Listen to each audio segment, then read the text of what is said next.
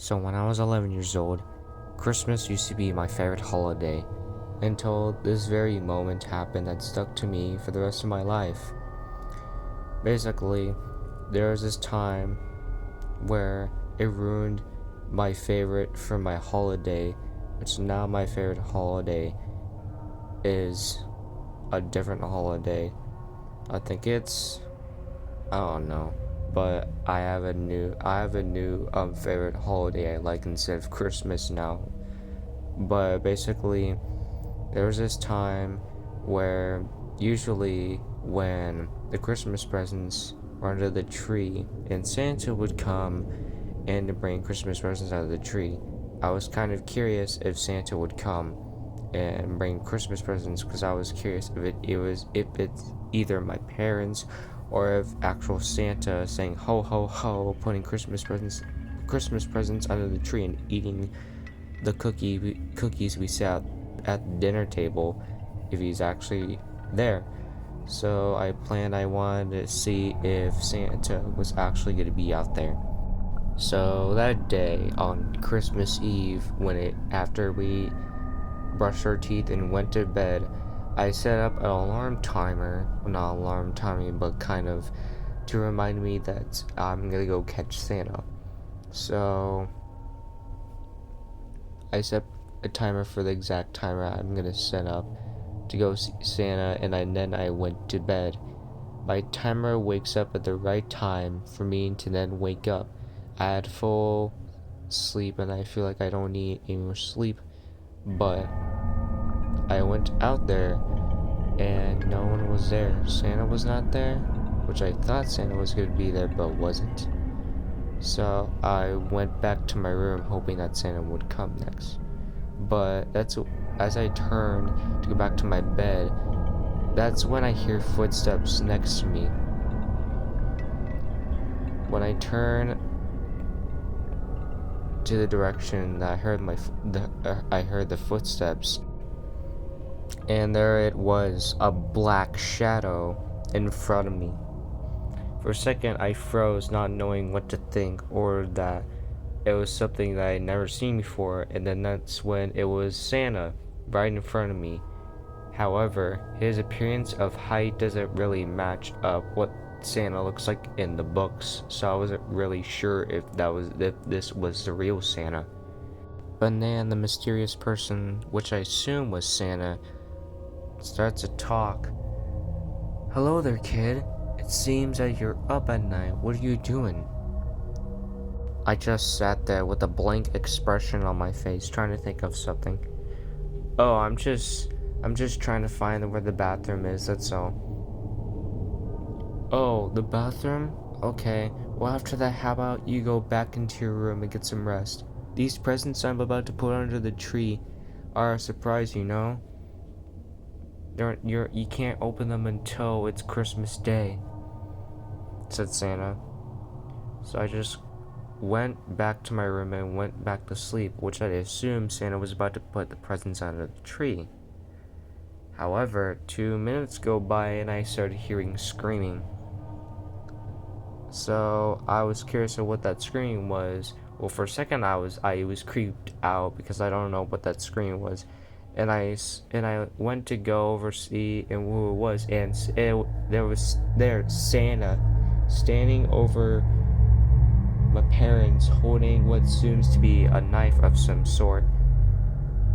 And my dad was freaked out, but then he tackled Santa while my mom called 911. I thought, however, I thought that this was the real Santa, but I soon realized that Santa wouldn't want to hurt people, so why would he want to be carrying a knife?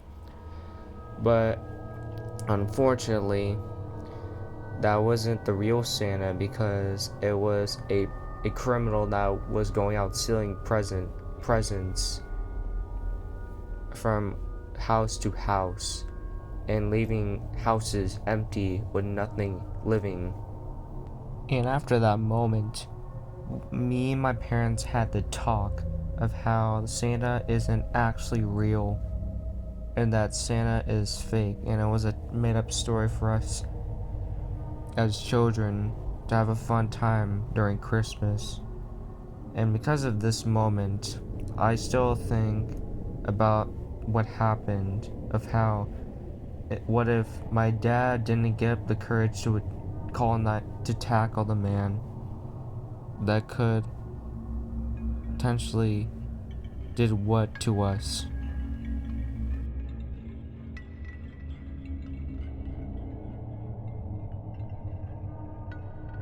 This happened 4 years ago, and now I'm 16. But every day after school, we would go to the park. It would have lots of fun until like 2 hours go by, and then we would go back home. But from this moment that happened, I don't want to go to the parks that much. I mean, I'm not that much comfortable with going to the park. Well, this area of the park, considering it's very uncomfortable from when this moment took place. But there's this one time where after school I went to the park and we were having lots of fun until this white van, suspicious van, pulls up from the park. And we noticed this white van pulling up to the park, and we were playing on the swing set, and we noticed that there's this person in the van that looks suspicious when he parks the van, and out pops out 3 figures and masks popping out. We thought that maybe that they were gonna do some Nerf wars, but they're not gonna do any Nerf wars or something, because we realized they were holding up baseball bats. At first, I'm not sure if I'm seeing things, or maybe they're out to play baseball. But if they're playing baseball, then why they're not in like bags or something? And that's when these figures started to approach us. And at first we were like, why they're approaching us? And then we all of a sudden realized, oh, they're not approaching us. They're approaching us for something else. That's why they're approaching us. They're approaching us because they want to capture us for something. So we booked it because we didn't want to get captured.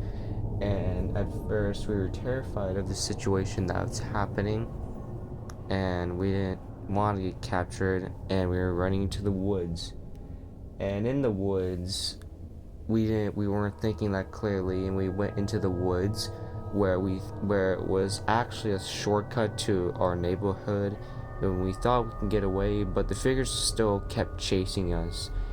And we don't know how they're still chasing us through the woods, considering we're faster, and it's very difficult to get through the woods considering there's a lot of particles and objects you have to dodge just to get through the forest as fast as and walk in the woods as fast as you can.